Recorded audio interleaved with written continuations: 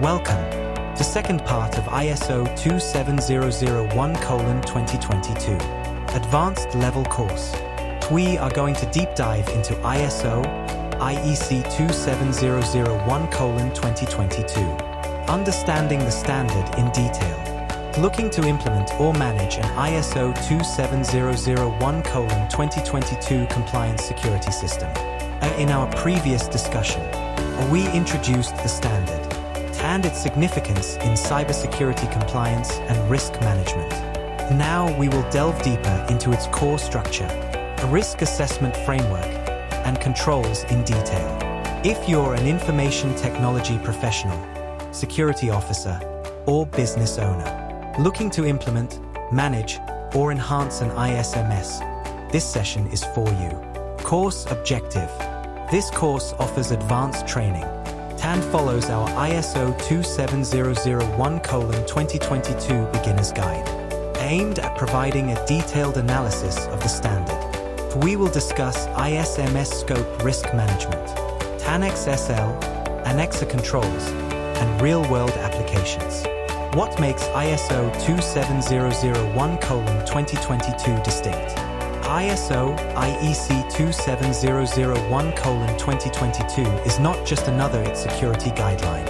IT is a comprehensive security framework that enables organizations to proactively manage information risks. What's new in the ISO 27001:2022 update? A stronger emphasis on risk-based thinking, greater focus on real-world cyber threats, simplified controls in Annex A, reduced from 114 to 93 controls, more streamlined security measures, and better alignment with other ISO standards. Information Security Management System, ISMS, breakdown. At the core of ISO 27001:2022 is the Information Security Management System, ISMS. A structured method for managing and protecting information assets.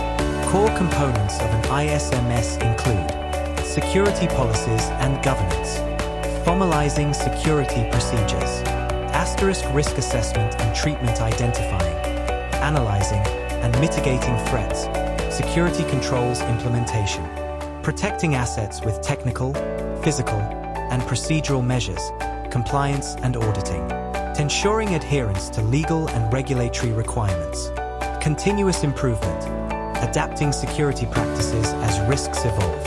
An effective ISMS ensures that security measures align with business objectives and continually evolve to address new threats. How to define the ISMS scope? A common mistake organizations make is defining an incorrect scope for their ISMS.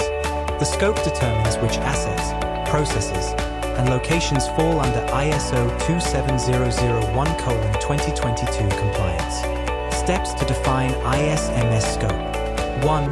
Identify critical business assets, data, IT systems, networks, and intellectual property. 2.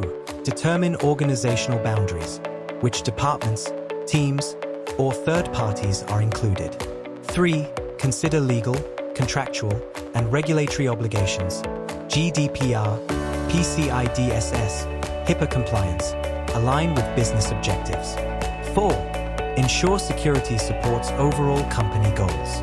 Example, a multinational bank may limit its ISMS scope to customer financial data storage systems, while a healthcare company might expand its scope to include all patient records, medical devices, and cloud storage systems.